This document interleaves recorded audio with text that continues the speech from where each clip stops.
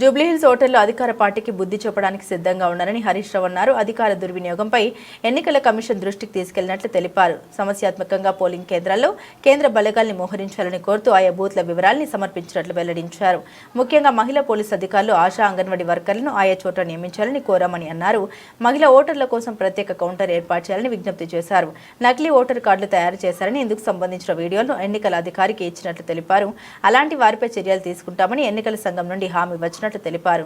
జూబ్లీహిల్స్ ఉప ఎన్నికల్లో ఓటమి భయంతో రేవంత్ రెడ్డి కాళ్లరిగేలా తిరుగుతున్నారని ఎద్దేవా చేశారు.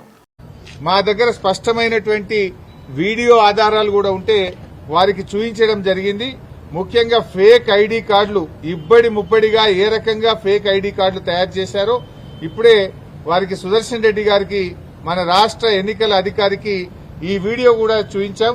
మీరు కూడా ఈ వీడియో చూడొచ్చు. ఇక చూడండి, ఇన్ని ఫేక్ ఓటర్ ఐడి కార్డులు ఏ రకంగా వచ్చినాయి బయటకు. ఈ ఓటర్ ఐడి కార్డులు ఇన్ని కుప్పలు కుప్పలుగా బయట ఎట్లా వస్తా ఉన్నాయి. ఇదే కాకుండా ఇంకొక వీడియో కూడా ఉంది, ఫేక్ ఐడి కార్డుల వీడియో.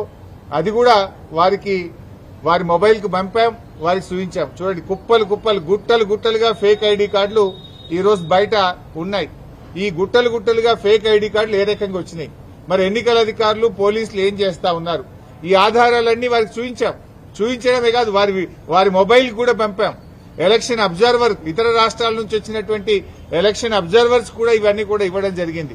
ముఖ్యంగా ఇవే కాకుండా చీరల పంపిణీ వీడియోలు, డబ్బు పంపిణీ వీడియోలు, అన్ని వీడియోలు కూడా ఈరోజు సుదర్శన్ రెడ్డి గారికి ఇచ్చాం.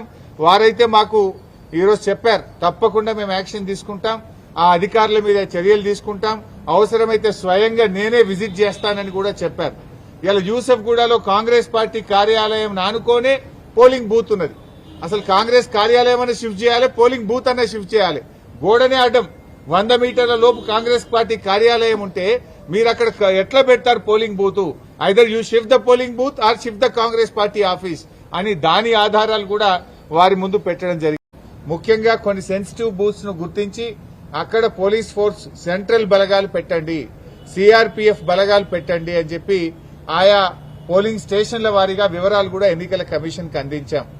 ముఖ్యంగా మహిళా పోలీస్ అధికారులను, ఆశా, అంగన్వాడీ వర్కర్లను అక్కడ డెప్యూట్ చేసి లోపలికి వెళ్లేటువంటి ఓటర్ల ఐడెంటిటీ గుర్తించిన తర్వాతనే ఓటర్లను లోపలికి పంపాలి.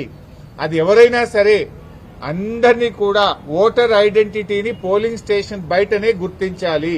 వాళ్ళ ఓటర్ ఐడి కార్డు మ్యాచ్ అవుతుందా, ఫేస్ తో మ్యాచ్ అవుతుందా లేదా చూడాలి. ఓటర్ ఐడి గుర్తించకుండా ఓటర్లను పోలింగ్ స్టేషన్ లోకి పంపకూడదు. మహిళలను గుర్తించడానికి ప్రత్యేకంగా ఒక కౌంటర్ పెట్టండి. అదొక వాళ్లకు కంప్లీట్ ఒక రూమ్ లాంటిది ఏర్పాటు చేసి అక్కడ మహిళా, ఆశా, అంగన్వాడీ వర్కర్లు, మహిళా పోలీస్ అధికారులు ఉండి వారిని గుర్తించిన తర్వాతనే పోలింగ్ స్టేషన్ లోకి అనుమతించాలని వ్రాతపూర్వకంగా మేము కంప్లైంట్ ఇచ్చాం. మా దగ్గర